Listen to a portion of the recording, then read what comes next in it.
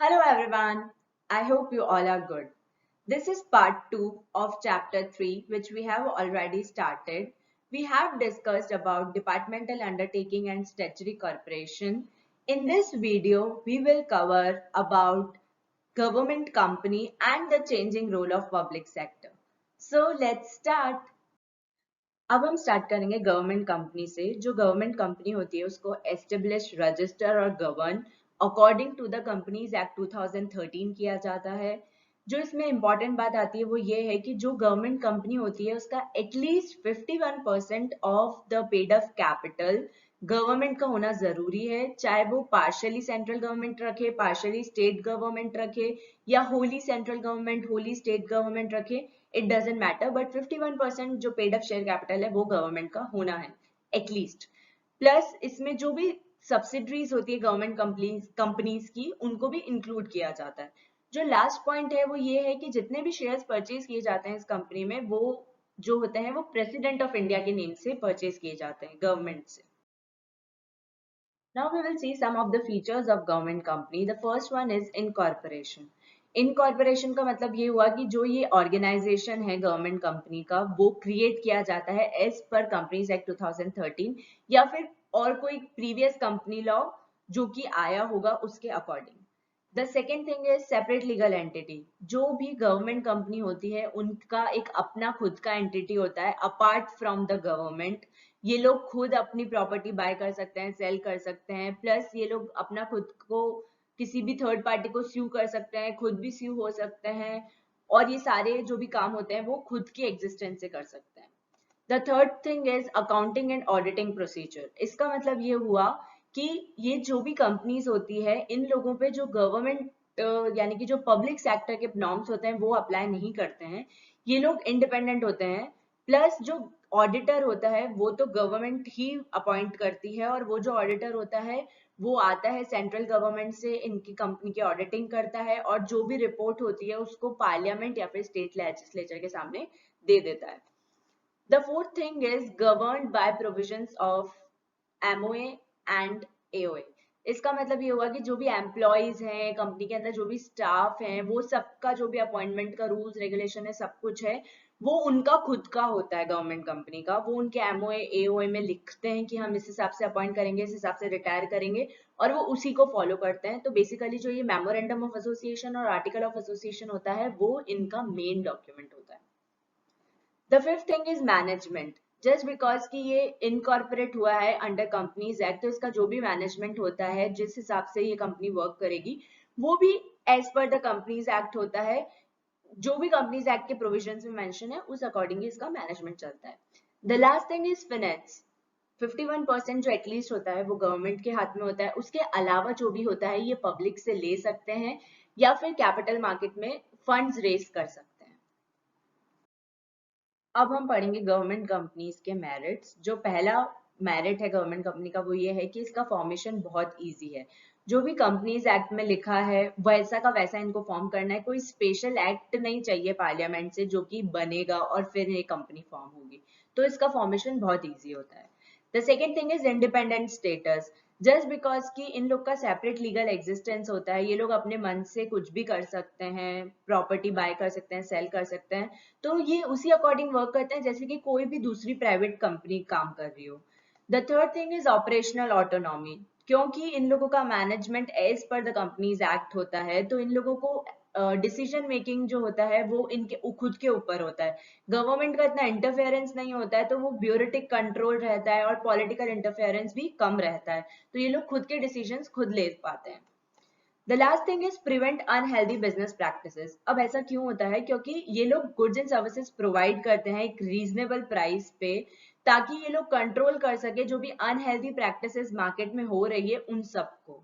तो बेसिकली ये चार जो हैं ये मेरिट्स हैं गवर्नमेंट कंपनी के। Now we will see some of the demerits of government company. जो पहला डीमेरिट है वो ये है कि फ्रीडम ओनली इन नेम। हम लोगों ने जो अब तक इतना पढ़ा कि इन लोगों को काफी फ्रीडम होता है, ये अपने खुद के डिसीजंस ले पाते हैं, अपने खुद के रूल्स रेगुलेशंस बना पाते हैं, बट रियलिटी में ऐसा बहुत हद तक नहीं हो पाता है।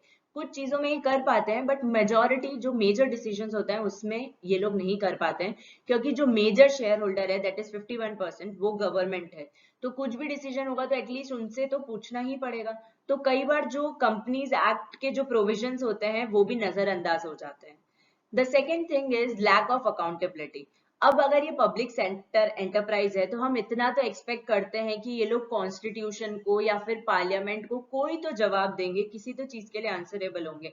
बट जो गवर्नमेंट कंपनी होती है वो उसकी कोई कॉन्स्टिट्यूशनल रेस्पॉन्सिबिलिटी नहीं होती है, वो लोग आंसरेबल ही नहीं है पार्लियामेंट को, तो उनकी जो मर्जी होती है वो करते हैं। तो कई बार ये चीज गवर्नमेंट सेक्टर के लिए प्रॉब्लम हो जाती है। The third thing is it defeats the main purpose. Government company को बनाने का जो मेन पर्पस होता है वो ये होता है कि ये दूसरी जो कंपनीज रजिस्टर होती है लाइक प्राइवेट कंपनीज और वो सब कंपनीज, उनकी तरह काम करे ताकि फास्ट काम हो। लेकिन जस्ट बिकॉज कि गवर्नमेंट का जो होता है वो एनी हाउ इंटरफेरेंस आ ही जाता है, तो वो चीजें स्लो डाउन हो जाती है और कई डिसीजंस जो होते हैं जो इनको लेने होते हैं वो ये नहीं ले पाते हैं।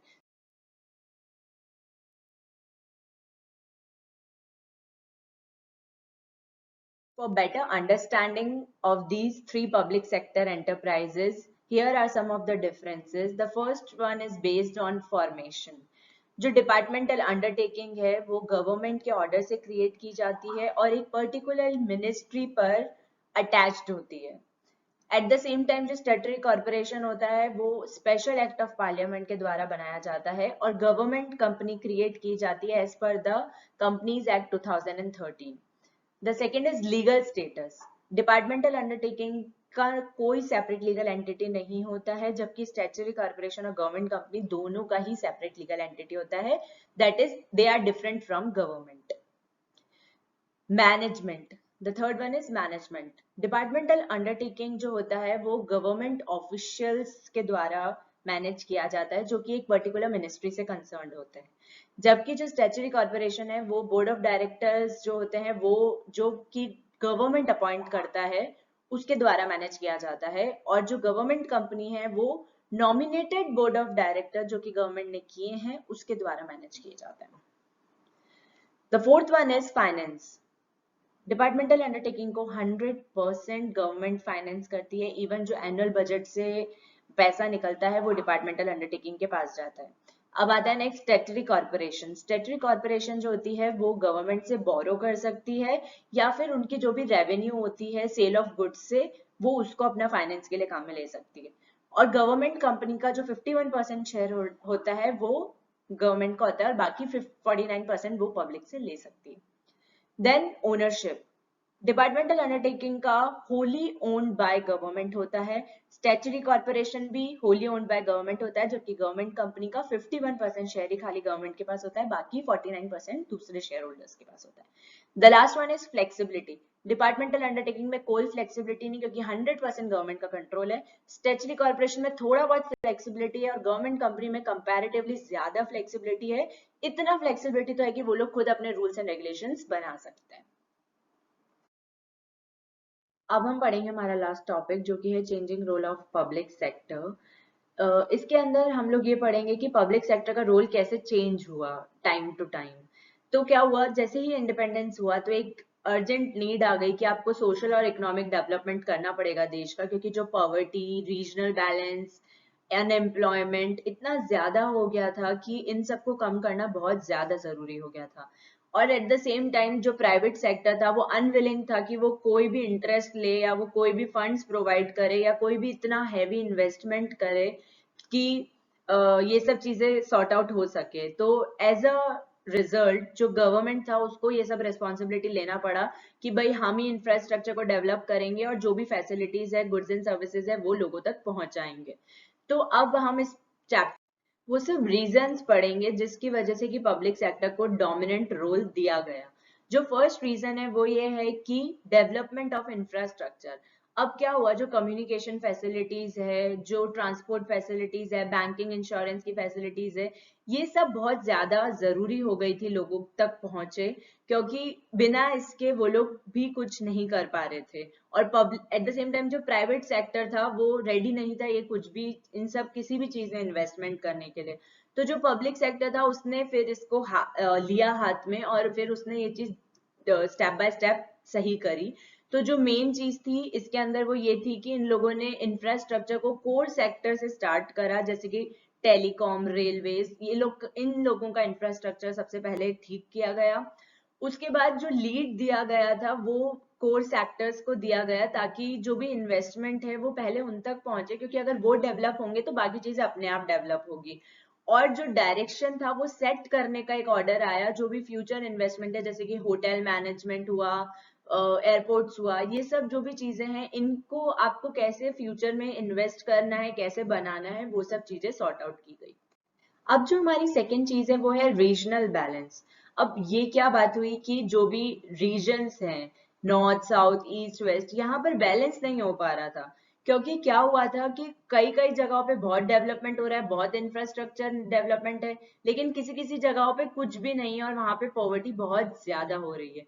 तो गवर्नमेंट ने क्या करा, 4 मेजर स्टील प्लांट्स जो है वो अलोकेट किए बैकवर्ड एरियाज में, ताकि लोगों को वहां पे एम्प्लॉयमेंट मिले, वहां पे लोग बाग भी अपना जो लाइवलीहुड है उसको रन करने लायक हो, और ये एक्सेलरेट करे प्रोसेस इकोनॉमिक डेवलपमेंट को।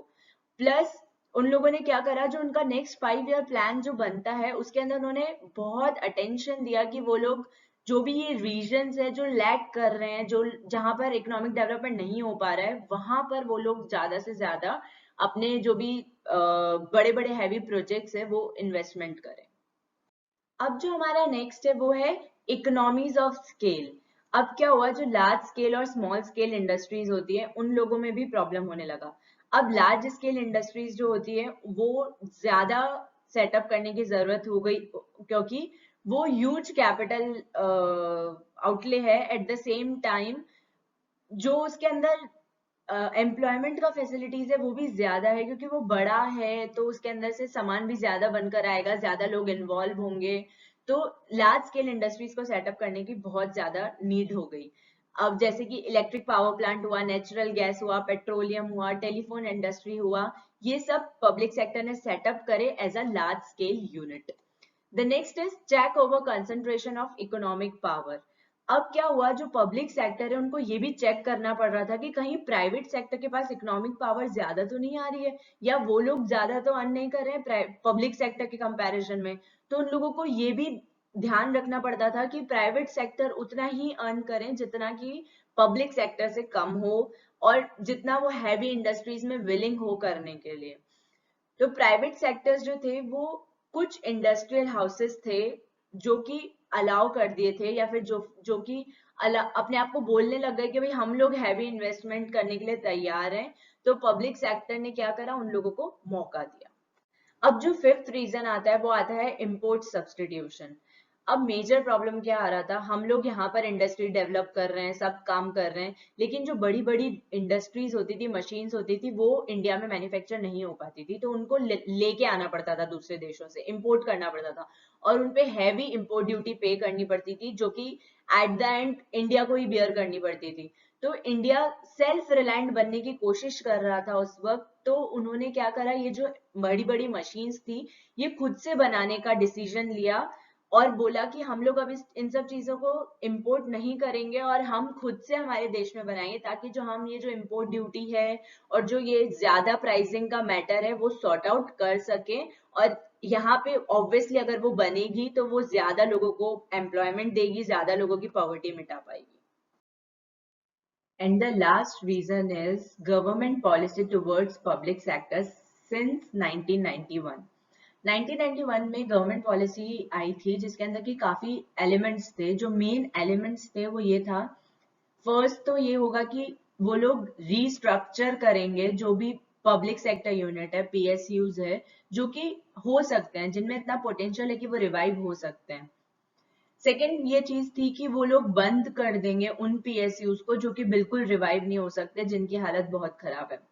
द थर्ड थिंग वाज, जो भी नॉन स्ट्रैटेजिक पीएसयूज है, यानी कि जो अच्छा पैसा नहीं कमा रहे हैं, उसमें जो इक्विटी है गवर्नमेंट की वो 26% से कम कर दी जाएगी। बेसिकली या तो 26 या उससे कम। और लास्ट है कि जो वर्कर्स का इंटरेस्ट है उसको फुली प्रोटेक्ट किया जाएगा। अब ये जो 4 एलिमेंट्स है उसको अचीव करने के लिए गवर्नमेंट ने 4 स्टेप्स लिए। जो फर्स्ट स्टेप है वो है reduction in number of industries that was reserve for public sector. क्या हुआ था 1956 के अंदर जब इंडिपेंडेंस आया था, तब 17 इंडस्ट्रीज थी पब्लिक सेक्टर के कंट्रोल के अंदर।